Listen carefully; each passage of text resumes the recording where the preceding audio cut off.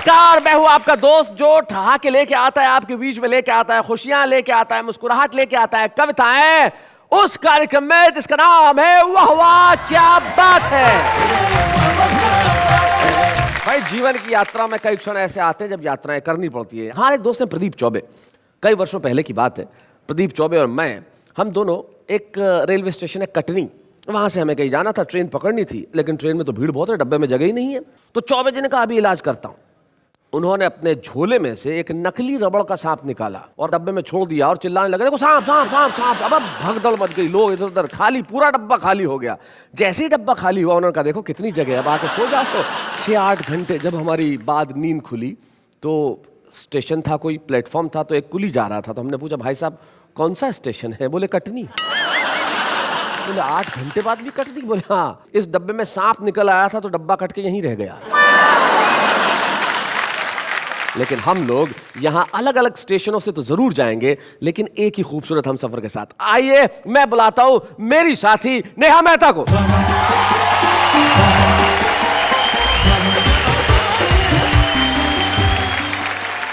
यात्रीगण कृपया ध्यान दें, हंसी और मनोरंजन से भरी ये मालगाड़ी 3 बड़े बड़े स्टेशन पर रुकते हुए एक छुपे रुस्तम स्टेशन पर भी रुकेगी। यात्रियों से अनुरोध है कि एक मिनट, ये क्या हो क्या रहा है? यात्रा की अनाउंसमेंट हो रही है।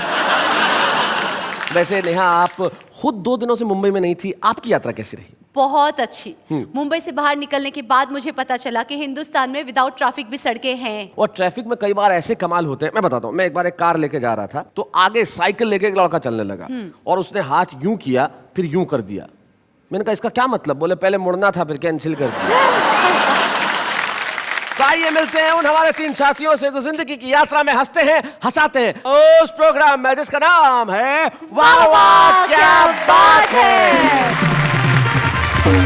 तो हमारे साथ श्री प्रदीप चौबे हैं, गुरु सक्सेना है और हैं और थे के बीच की अवस्था के विश्वेश्वर जी हैं। ये हैं और थे के बीच की अवस्था इसलिए क्योंकि पंडित जी हमेशा अपनी मस्ती में रहते हैं। जहां है वहां नहीं है, जहां नहीं है वहां सदैव है, और जहां है वहां इस तरह से है कि वहां से अगर चले भी जाते हैं तो लोगों को हमेशा याद रहते हैं कि कैसे थे। प्रदीप जी आप पहली बार पंडित विश्वेश्वर शर्मा से कब मिले थे? पहली बार याद तो नहीं आता, लेकिन पहली बार ही मिला था। वो क्या प्रतिक्रिया रही थी आपकी? जिस समय मुझे याद आ रहा है कि जब उनसे मैं पहली बार मिला था मैं उनकी गोद में था। वाह। तो प्रतिक्रिया तो उनकी, पूछो मुझसे क्या पूछते हैं।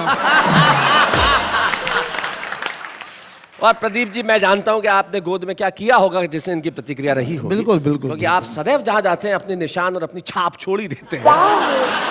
लेकिन कुछ लोग होते हैं जो शब्दों के अर्थ कमाल के निकालते हैं। हम कहते हैं कि आप बड़े आदमी हैं, बड़े आदमी हैं, बड़े आदमी। वो कहते हैं काय के बड़े हैं? अगर दही में पड़े हैं। अगर दही में पड़ा है तो वो दही बड़ा है, वो बड़ा नहीं हो सकता। ऐसे शब्दों के अर्थ निकालने वाले बड़े कवि प्रदीप चौबे हमारे बीच में। हम जोरदार तालियों से स्वागत करें प्रदीप चौबे जी।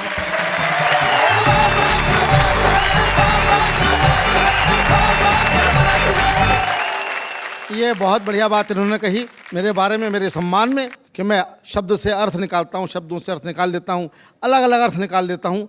ऐसा करने की ज़रूरत पड़ती नहीं है। जब माइक पे खड़े होते हैं तो फिर हम ही सबसे बड़े होते हैं। खास रस के कवि के पास में कॉन्फिडेंस के अलावा और कुछ नहीं होता है जी। उर्दू का एक शायर मरने के बाद में दोज़ख में गया। दोज़ख समझते ना आप लोग? जी, नरक में गया। तो उर्दू का एक मज़हिया शायर मरने के बाद में दोज़ख में गया तो यमराज को लग रहा था कि ये घबरा जाएगा, यहाँ सीन देख के, भयानक सीन होते हैं दोज़ख में तो। हाँ। लेकिन हास रस का वो शायर न घबराया, मज़हिया शायर, बल्कि जोर जोर से ठाके लगाने लगा। अच्छा। तो यमराज ने पूछा हंस क्यों रहा है? तो उसने कॉन्फिडेंस से कहा कि हमने किया गुनाह तो दोज़ख हमें मिली। हाँ। हमने किया गुनाह तो दोज़ख हमें मिली। दोज़ख का क्या गुनाह था, दोज़ख को हम मिले। मैं बताता हूँ आपको आज क्या ज़माना बदल गया। आज की एजुकेशन, आज के बच्चे कितने शार्प हैं। किसी ज़माने में बच्चे भोले भाले होते थे, आजकल केवल भाले होते हैं। क्योंकि टेक्नोलॉजी आ गई है, कंप्यूटर आ गया है, बच्चे कंप्यूटराइज पैदा हो रहे हैं। एक मास्टर ने बड़ा भोंडा सवाल बच्चे से पूछा कि 100 चूहे खा के बिल्ली हज को चली। ये तो कहावत है, लेकिन उसने हज को गायब कर दिया। अच्छा। और कहा कि खाली स्थान भरो। 100 चूहे खा के बिल्ली चली। बोलो। तो बच्चे ने जवाब दिया कि 100 चूहे खा के बिल्ली टेढ़ी मेढ़ी चली। तो मास्टर ने चांटा दिया, अबे हज को चलिए बोलना था। बोले साहब रहने दो, 100 चूहे खा के बिल्ली अपनी जगह से हिल नहीं सकती, हज को तो क्या जाएगी। और वो तो मास्टर साहब आपका सम्मान रखने के लिए मैंने थोड़ा बहुत चलवा भी दिया। बहुत अच्छे। एक और मास्टर ने बच्चे से पूछा कि बेटा बड़े होके क्या करोगे? बच्चा बोला शादी करूंगा। मास्टर बोला वो तो मैं समझ गया, मैं तो ये पूछ रहा हूँ कि क्या बनोगे? बोले दूल्हा बनूंगा। अरे बोले यार क्या हासिल करोगे वो बता? बोले दुल्हन हासिल करूंगा। एक और मास्टर ने बच्चे से पूछा, बता बेटा माँ और बाप में क्या फर्क होता है? बच्चा बोला सर माँ कहने से मुंह खुल जाता है, बाप कहने से बंद हो जाता है। वाह वाह वाह वाह वाह। बच्चा कहना चाहता है कि माँ के सामने हिम्मत लौट आती है, बाप के सामने हवा बंद हो जाती है। क्या बात, वाह वाह वाह। हम लोग तो कविताओं में एक्सपेरिमेंट करते हैं जी। जिंदगी एक्सपेरिमेंट का ही दूसरा नाम है। मुझे याद है कि एक जेल के अंदर रामलीला मनाई गई, तो एक्सपेरिमेंट में जेलर को लक्ष्मण बना दिया। अच्छा। दूसरे दिन जेलर जो लक्ष्मण बना था सस्पेंड होकर रो रहा था। किसी ने पूछा क्या हुआ? बोले जिस कैदी को हनुमान बनाया था वो बूटी लेके लौटा ही नहीं। आपको जो श्राद्ध पे खाने के लिए बुलाया था ठाकुर साहब ने, वो क्या हुआ था? वो ठाकुर साहब ही नहीं रहे। इन्होंने याद दिलाया है साहब, मैं भी ब्राह्मण हूँ, ग्वालियर में मेरी भी अच्छी रेपुटेशन है। अच्छा। श्राद्ध पक्ष में मैं काफी ओवर बुक हो जाता हूँ। एक ठाकुर साहब मेरे पड़ोस में रहते हैं, श्राद्ध पक्ष में आए, बोले चौबे जी मेरे पिताजी का श्राद्ध है, आपको खाना खाने आना है। मैंने कहा ठाकुर साहब मैं श्राद्ध का नहीं श्रद्धा का खाता हूँ। क्या बात है, वाह वाह वाह वाह वाह, बहुत अच्छे। वो समझा नहीं। बोले क्या मतलब? मैं कहा जब तेरे पिताजी जिंदा थे तब कभी क्यों नहीं बुलाया? तब कभी नाश्ते पे भी नहीं बुलाया, मरने के बाद में डायरेक्ट लंच पे बुला रहा है। मैं तेरे पिताजी का एजेंट हूँ क्या? मैंने कहा मैं तो नहीं आ रहा। तो ठाकुर बुरा मान गया, बोले नहीं आओगे तो अगले साल तुम्हारा ही मनेगा। इस बात से मैं टेंशन में आ गया। मैं उसके पिता के श्राद्ध में खाना खाने गया, पालती मार के बैठा, 3 घंटे तक नॉन स्टॉप खाया। अच्छा। ठाकुर भी मेरी क्षमता देख करके ऊब गया, बोला बीच में पानी तो पी लो। मैंने भी कह दिया बीच आने तो दे। ठाकुर ऐसा भागा फिर नहीं दिखा। इस देश में पेट की अनंत संभावनाएं हैं, पेट में कुछ भी कितना भी जा सकता है। मुझे याद है एक हाथी का ऑपरेशन हुआ, ऑपरेशन के बाद में डॉक्टर ने नर्स से पूछा अपने औजार तो गिन लिए, पूरे तो हैं? नर्स बोली डॉक्टर साहब औजार तो पूरे हैं मगर छोटे वाले डॉक्टर साहब नहीं दिख रहे। तो ये जो मेरा फूला हुआ पेट आप देख रहे हैं, ये खाने के मारे नहीं मस्ती के मारे फूला हुआ है। लोग समझते हैं बहुत ज़्यादा खाता हूँ, यकीन कीजिए मैं बहुत कम खाता हूँ। लोगों के गम खाता हूँ, हिंदुस्तान की हालत पर रहम खाता हूँ। आप मेरा भरोसा करें तो मैं आपकी कसम खाता हूँ। क्या बात, वाह वाह वाह वाह वाह। आज का ये एपिसोड चूंकि यात्राओं को लेकर के है, ज़िंदगी में तमाम यात्राएं अलग अलग प्रकार की होती हैं। एक यात्रा मैं भी आपको एक यात्रा पे ले चलता हूँ, एक अनोखी यात्रा पे। ओहो। साइंस कहता है कि मरने के बाद में 2 घंटे बाद दिमाग कोलैप्स होता है, दिल तुरंत कोलैप्स होता है, इसलिए आदमी मर जाता है। जी। मेरे मरने के बाद में क्या हुआ, जो कुछ मैंने देखा वो फैंटेसी आप मेरी आंखों से मेरी ज़बान से सुनिए। जी सर। हम अपनी शव यात्रा का आनंद ले रहे थे, लोग हमें ऊपर से कंधा और अंदर से गालियां दे रहे थे। एक धीरे से बोला साला क्या भारी है, दूसरा बोला भाई साहब ट्रक की सवारी है। अच्छा। और ट्रक ने भी मना कर दिया तो हमारे कंधों पे जा रही है। एक हमारे ऑफिस का मित्र बोला कि इसे मरना ही था तो संडे को मरता, कहाँ मंडे को मर गया बेदर्दी, कमबख्त एक ही तो छुट्टी बची थी, कमबख्त ने उसकी भी हत्या कर दी। क्या बात, वाह वाह वाह वाह वाह। एक और बोला कि हाँ यार काम तो हमारा भी लटक गया, आज बिजली का बिल जमा करने की लास्ट डेट थी तो यहाँ पर अटक गया, अब कल जो पेनल्टी भरना पड़ेगा उसका पैसा क्या इसका बाप देगा। एक नव विवाहित मित्र बोला कि तुम्हारा काम भी कोई काम था, हमारी तो सोचो, हमारा तो बीवी के साथ हनीमून का प्रोग्राम था। अब पहाड़ों और घाटियों का सुख छोड़ के धूप में खड़े हैं, जेब में एयर कंडीशन के 2 टिकट बेकार पड़े। क्या बात है, वाह वाह वाह वाह। एक मित्र जो वाकई दुखी हो रहा था, बेचारा फूट फूट के रो रहा था, उससे किसी ने पूछा क्या तेरा मरने वाले से इतना प्रेम था जो उसके लिए थोक में आंसू बहा रहा है? वो बोला मरने वाले को मारो गोली भाई साहब, हमको तो अपना 100 रुपए का नोट याद आ रहा है। अच्छा।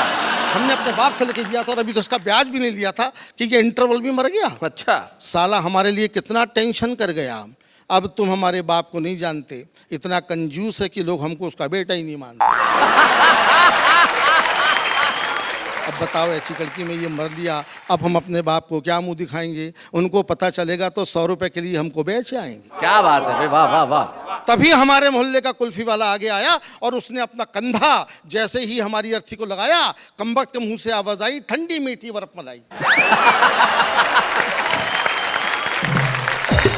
कोई पीछे से बोला, कमाल है भाई, यहाँ पर भी धंधा, दुकान लगा रहे हो कि कंधा? वो बोला, क्षमा करें, मुंह से निकल गया तो क्या करें। ऐसा नहीं कि मैं शव यात्रा के कायदे कानून नहीं जानता, मगर कमबख्त इस मुंह को क्या करूं जो नहीं मानता। जैसे ही कोई वजनदार सामान कंधे पर आता है, मुंह से बर्फ मलाई पहले निकल जाती है। क्या बात है, वाह वाह। दोस्तों, जून का महीना था, हर आदमी पसीना पसीना था। एक अर्थी ढोऊ बोला, ढोऊ? यार क्या भयंकर धूप है। अच्छा, दूसरा बोला, मरने वाला भी बड़ा बेवकूफ है, मरा भी तो जून में। अरे इस समय तो आदमी को होना चाहिए देहरादून में। ये थोड़े दिन और इंतजार करता तो जनवरी में आराम से नहीं मरता। क्या बात है, वाह वाह वाह वाह। अपन भी जल्दी से घर भाग लेते, जितनी देर बैठते सर्दी में आग तो ताप लेते। हाय हाय हाय हाय भाई, क्या बात, वाह वाह वाह वाह, बहुत। भला मरने के लिए जून का महीना कितना बोर है। कोई बोला कि हाँ यार, सर्दियों में मरने का मजा ही कुछ और है। तभी पीछे से आवाज आई, अच्छा बड़े भाई, आप तो जनवरी में ही मरेंगे। वे बोले, नहीं, हम फरवरी में प्रस्थान करेंगे। अच्छा। जनवरी में हमारा इंक्रीमेंट आता है। भला हिंदुस्तानी कर्मचारी भी कहीं अपनी वेतन वृद्धि छोड़ के जाता है? क्या बात। तभी शायद किसी को श्मशान दिखा, वो मारे प्रसन्नता के चीखा कि राम नाम सत्य है। एक अधमरा बोला कि भैया दरअसल मर तो हम रहे हैं, मुर्दा तो साला अपनी जगह मस्त है। मस्त है भाई, क्या बात है, वाह वाह वाह।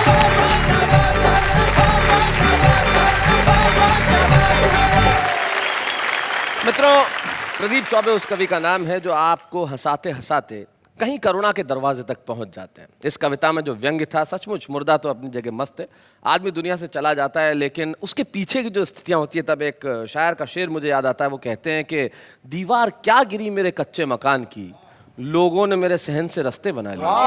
किसी का मकान गिर जाता है लेकिन लोग रास्ते बना लेते हैं। और शव यात्रा से हाथ से निकालना वैसे होता है, निकल जाता है। मुझे याद है, हमारे मोहल्ले में एक कोई मर गया तो जलाने के लिए कई लोग चले गए, तो एक 90 साल के बूढ़े बाबा भी चले गए पंडित जी।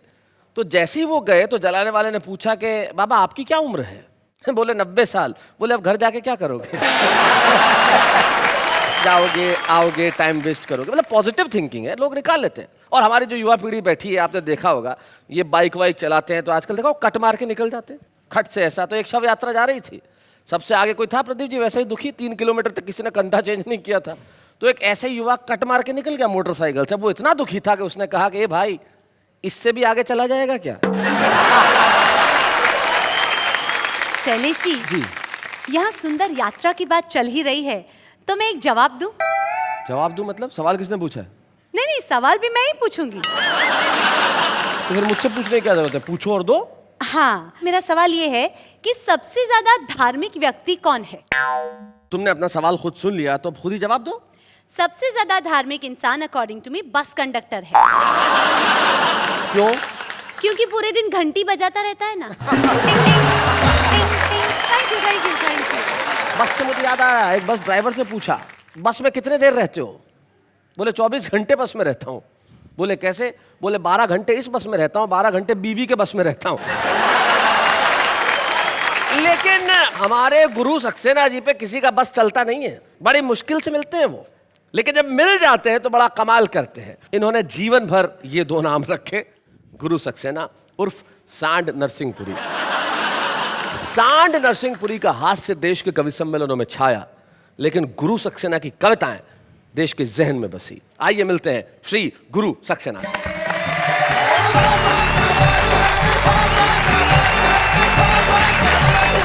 यात्रा के ऐसे अनेक संस्मरण होते हैं। एक बस यात्रा के बारे में बता रहा हूँ कि बस में सफर करते हुए एक अधेड़ महिला ने अपने सामने एक खूबसूरत नौजवान देखकर अच्छा, पर्स से निकाल कर फटाफट होठों पर लिपस्टिक लगाई। हम समझ गए कि बसंत ऋतु आई। कार्यक्रम तो हम पहले से भी करते रहे, लेकिन उस समय स्थिति ये थी कि मैंने जब पत्नी को घूरा प्रारंभ में, तो वो क्या बोली कि शक से ना देखो मुझे। अच्छा, शक से ना देखो मुझे। सक्सेना। अरे वाह वाह वाह, सही, क्या बात है।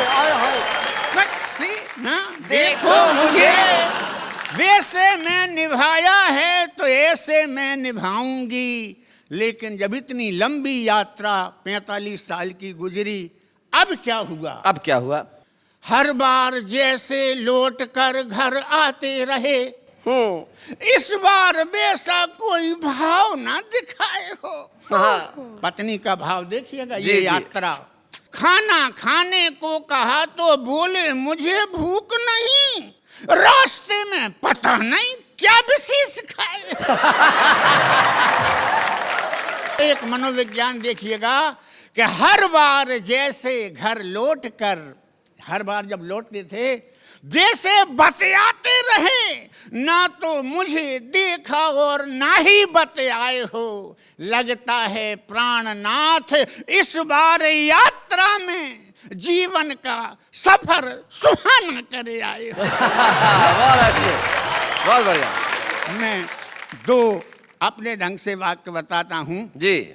सरकारी और गैर सरकारी। सरकारी क्या सरकारी जी। एक गैर सरकारी कुत्ते ने सरकारी कुत्ते से अत्यंत दयनीय हालत में कहा, हुजूर हुजूर मुझे भी दुम हिलाने के नियम बताओ। तो सरकारी कुत्ता गुर्रा कर बोला, पहले चाय पिलाओ। विशेष छंद पढ़ रहा हूं। स्वागत। भगवान से मैंने क्या मांगा? अच्छा, भगवान से आप मांग रहे हैं जी। मच्छर भले ही खून चूसें कोई बात नहीं, पर खजमलों से रक्त ना चुसाना परमात्मा। वाह वाह वाह। खजमल न माने तो न माने, खून पीने देना। हाँ। पर तन में ना जोंक चिपकाना परमात्मा। जोंक भी ना माने तो ना माने, खून पीने देना। पर काले सांप से ना कटवाना परमात्मा। क्या बात। और सांप से भी ना बचा सके तो ना बचाना मुझे, पर सदा भ्रष्ट नेता से बचाना परमात्मा। क्या बात रे, वाह वाह वाह वाह, बहुत अच्छा।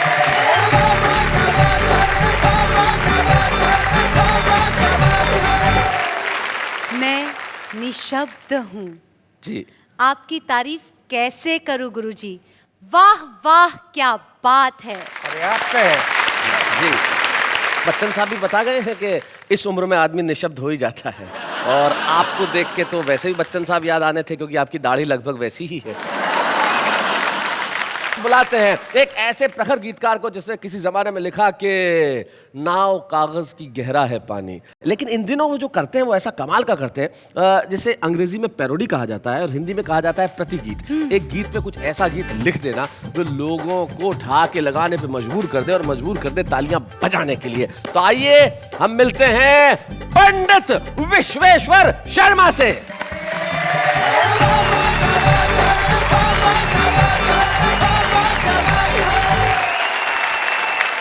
ये जो धोती है और कुर्ता और आप देख रहे हो हिंदुस्तानी ड्रेस, और ये जो इस तरफ देख रहे हो आप अंग्रेजी ड्रेस, मामला बिल्कुल उल्टा है।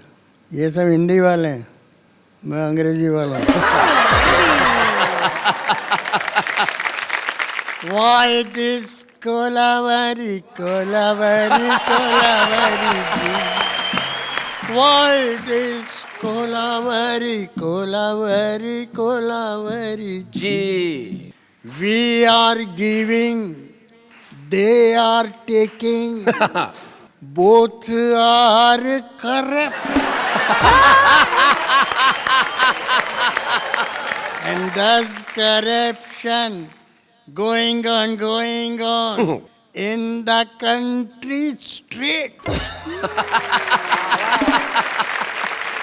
What can public do? What can public do? Why this Kolavari, Kolavari, Kolavari? All the leaders, all ministers, all the bureaucrats, Yes. all officers, all the clerks, all the peons, Yo. all are money minded. Hi hi All are money minded. This is the democracy. हाय हाय हाय हाय, क्या बात है। This is the democracy. Why this Kolavari, Kolavari, Kolavari? Dude, that was superb. आपने प्रसिद्ध गीतों पे तो प्रतिगीत बहुत लिखे, लेकिन आपका स्वयं का एक हास्य गीत जो बड़ा मशहूर हुआ था, सिंघाड़ा, हमारे नई पीढ़ी को पता भी तो चले कि उस जमाने में हास्य गीत कैसे लिखे जाते थे। एक Please, जरा please, please. सुना दीजिए। रामचंद्र ने रावण मारा, कृष्णचंद्र ने कंस पछाड़ा, तो जो खाए बन जाए पाड़ा, घर में खुले अखाड़ा, लो सिंघाड़ा, ले लो सिंघाड़ा, ले लो सिंघाड़ा। अंधी घोड़ी लाल लगाम, उस पर बैठे नथुराम। जहाँ जहाँ भी जाए सवारी, जनता झुक झुक करे सलाम। सब है किस्मत की सत्ता, बिल्ली को मक्खन मिलता। संत महंता पैदल फिरते, कार चढ़े इंग्लिश कुत्ता। हाय हाय हाय हाय, भाई क्या बात है। ए, कर ले मिस्टर एमए पास, फिर काटेंगे दिन भर घास। आस पास जो नहीं मिले तो दूर दूर तक करें तलाश। क्या कहता है अपना हाल, ये जीवन है रोटी दाल। रोज बजाती है आजादी, फूटा हुआ नगाड़ा लो। भाई क्या बात है, वाह वाह वाह वाह वाह। सिंगार।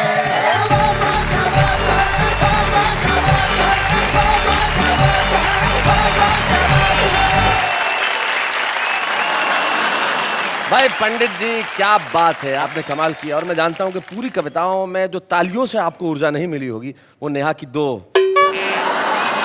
चलिए कमाल कर दिया। लेकिन पंडित जी, आप जिस ढंग से पढ़ रहे थे, जिस अंदाज से पढ़ रहे थे, तो मुझे मेरी कविता की दो पंक्तियां याद आती है जो मैं आपको समर्पित करना चाहता हूं कि छत नहीं रहती, दहलीज नहीं रहती, दीवार और दर नहीं रहता, घर में बुजुर्ग ना हो तो घर घर नहीं रहता। अभी बहुत कुछ बाकी है। वाह वाह क्या बात है। मैं कई तमाम चीजें ऐसी हैं जिसका आप इंतजार करते हैं, जैसे छुपा रुस्तम। Yes. हमारा छुपा रुस्तम जो आता है, वाह वाह क्या बात है कि मंच पर कुछ ऐसा सुनाता है कि आप उसके लिए बजाते हैं तालियां। हम बताएंगे कि क्या है छुपे रुस्तम का नाम, लेकिन अभी एक अल्प विराम।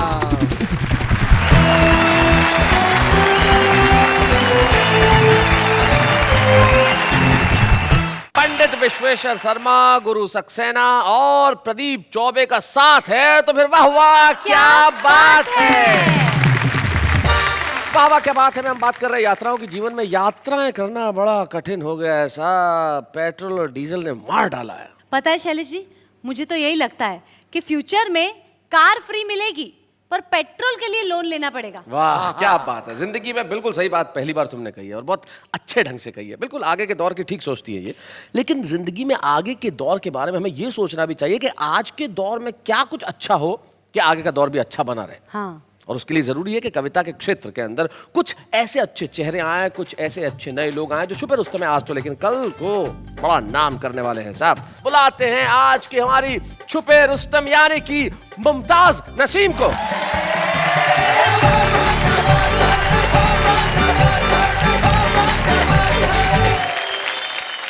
चार मिसरे पढ़ना चाहती हूँ, आप लोगों का भी ध्यान चाहती हूँ जी। घर से निकली तो थी, मैंने सोचा न था। घर से निकली तो थी, मैंने सोचा न था। इतनी मुश्किल मुलाकात हो जाएगी, इतनी मुश्किल मुलाकात हो जाएगी।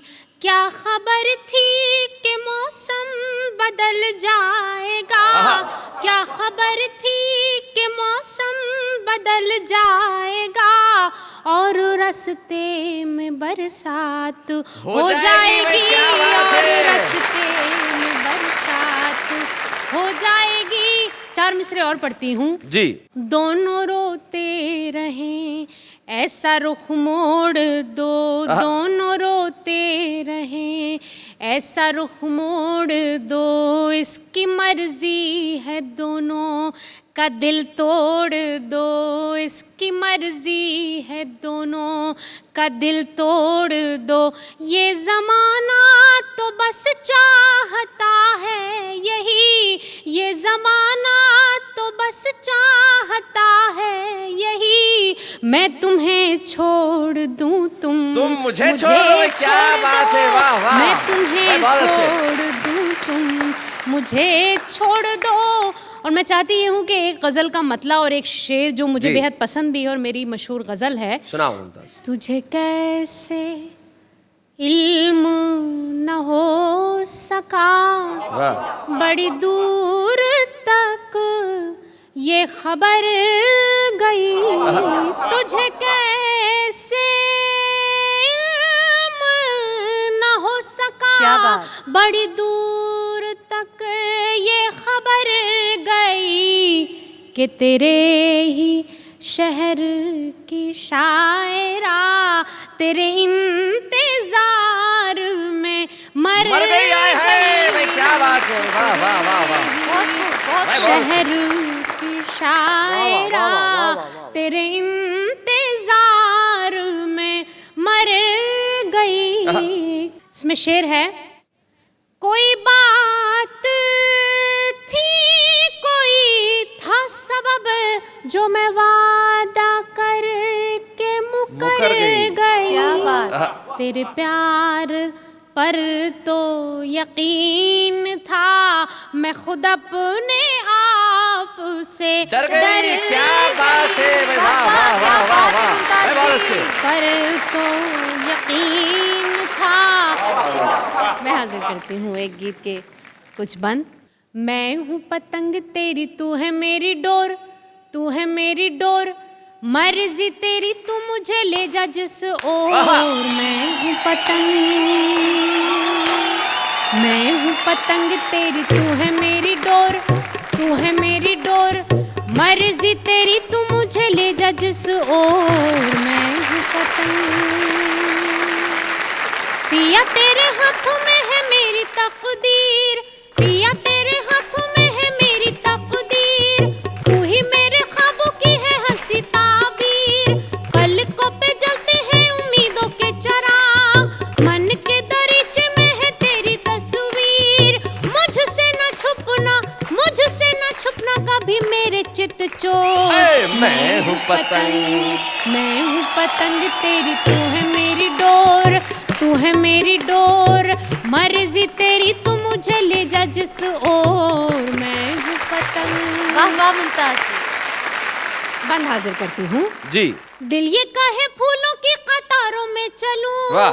दिल ये काहे फूलों की कतारों में चलूं, शौकी भरी मस्त बहारों में चलूं, चांद के जजीरे में बनाऊं एक घर, क्या बात है। साथ लिए तुझको सितारों में चलूं, साथ लिए तुझको सितारों में चलूं, झूम झूम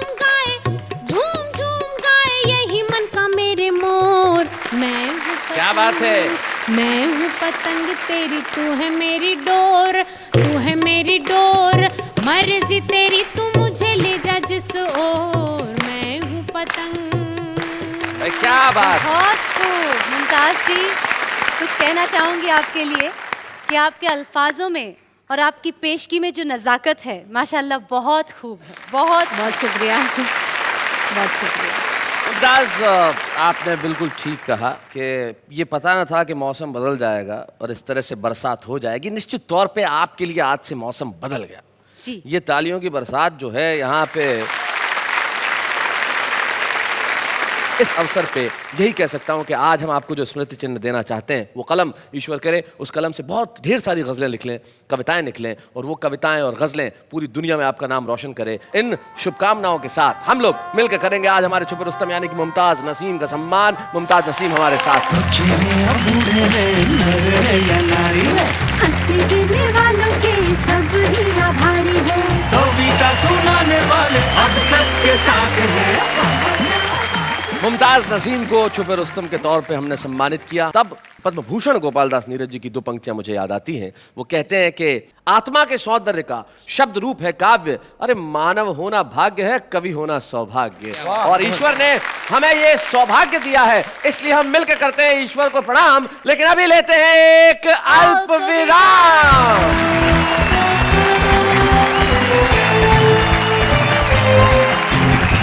देखिए लौट आए हम। अब इसमें देखिए वाली क्या बात है, आप तो देख ही रहे हैं हमें, हम नजर भी आ रहे हैं, लेकिन ऐसा होता है, कहना पड़ता है कि हम लौट आए हैं। और निश्चित तौर पे लौटता वो है जो जाता है। हम तो गए कहाँ, हम तो आपके दिलों में बसे हुए हैं, क्योंकि ये वो कार्यक्रम है जिसका नाम है वाह वाह क्या बात है।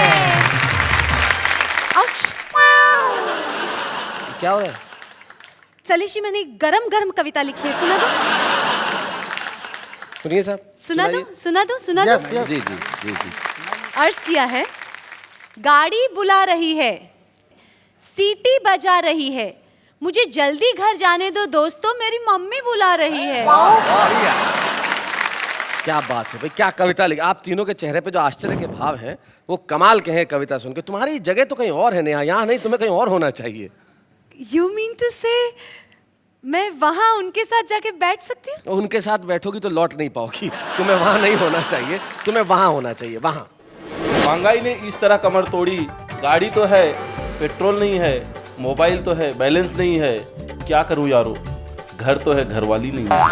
पत्ते हिलते नहीं हवा हिलाती है, पत्ते हिलते नहीं हवा हिलाती है, लड़के बिगड़ते नहीं लड़कियाँ बिगाड़ती है। प्रॉमिस है मॉम की कमी मैं आपको कभी महसूस नहीं होने दूंगी, थप्पड़ मारकर भी मैं कभी आपको रोने नहीं दूंगी। तुम्हारी याद में रो रो के तब भर दिए, आप इतने बेशर्म निकले कि उसमें नहा के चल दिए। अगर तुम हो मेरे साथ तो ये दिल है आबाद, जाओ जाके कह दो तुम्हारे बाप से कि यही है तुम्हारा दामाद। आए हो मेरी जिंदगी में तुम पहाड़ बन के, मेरे दिल में यूं ही रहना पीपल के झाड़ बन के।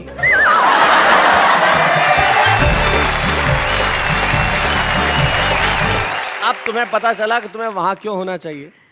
ताकि मैं उनको ज्यादा इंस्पिरेशन दे सकूं। जी नहीं, आम आदमी की कविता। करेक्ट। आम आदमी की कविता, आम आदमी की कविता। निश्चित तौर पे हर दिल में एक कवि होता है जो यहाँ था, और ये जो तमाम कवि जिस ढंग से सुना रहे हैं हम उस भावना को प्रणाम करते हैं। क्या बात है, और आप जैसा कि जानते हैं कि हमारे इस मंच पे हम एक कवि को सम्मानित करते हैं। तो आइए आज के इस एपिसोड में मुझे बड़ी खुशी है, मध्य प्रदेश में एक बहुत छोटा सा नगर है नरसिंहपुर, वहाँ से एक कवि कुछ वर्षों पहले निकले, 40 वर्षों से हिंदी कवि सम्मेलनों के मंचों पर अपनी धाक जमाई। मुझे बड़ी खुशी होगी कि आज हम इस मंच से आदरणीय श्री गुरु सक्सेना को सम्मानित करें। हम जोरदार तालियों से स्वागत करेंगे गुरु सक्सेना। हंसी देने वालों के सब ही आभारी है, कविता सुनाने वाले अब सबके साथ हैं।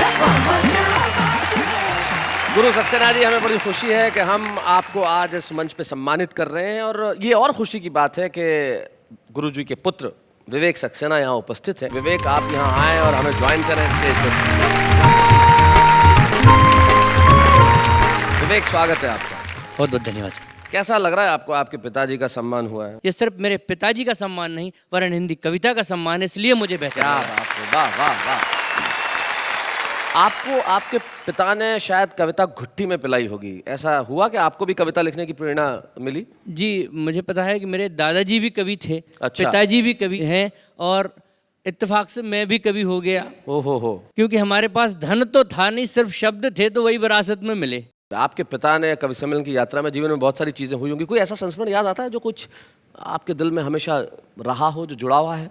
मैं ये कह सकता हूँ कि मेरे बहुत अच्छे मित्र अगर कोई हैं तो वो मेरे पिताजी हैं। क्या बात है। और दूसरी बात यह है कि मैंने जन्म से लेकर आज तक हम दोनों ने एक ही थाली में खाना खाया। अरे क्या बात है, वाह वाह वाह। एक पिता का बेटे के प्रति कितना लगाव है, ये बात मुझे उस समय समझ में आई जब पिताजी एक कार्यक्रम में बाहर गए और मैं उस समय बहुत बीमार था और पिताजी को कार्यक्रम का संचालन करना था। उसमें उस समय मोबाइल फ़ोन हुआ नहीं करते थे। तो इन्होंने कहा कि यार मेरा बेटा बीमार है और मैं इस कार्यक्रम का मैं हाथ से पढ़ने की स्थिति में भी नहीं हूँ, मैं तो सिर्फ आ गया चूँकि मैंने स्वीकृति दी थी। तो वहाँ पे एक मंत्री थे, उन्होंने कहा कि आप चिंता नहीं करिए, आपको मैं इसी मंच से बात कराऊंगा। और उन्होंने टेलीफोन लाइन खींचकर उस समय मुझसे बात करे और इन्होंने जब मुझसे पूछा कि तुम ठीक हो, मैंने कहा मैं ठीक हूँ, आप बहुत अच्छा कार्यक्रम करिए और लौट कर आइए। तो उन्होंने उदास मन से अच्छे से कहा कि हाँ हम बहुत अच्छा करेंगे और वो कार्यक्रम सुपर हिट करके लौट के आए। उस समय मुझे लगा कि मेरे एक शब्द ने इन्हें ऊर्जा दी है, तो मेरा इनके जीवन में कितना अस्तित्व है। क्या बात है, वाह वाह वाह।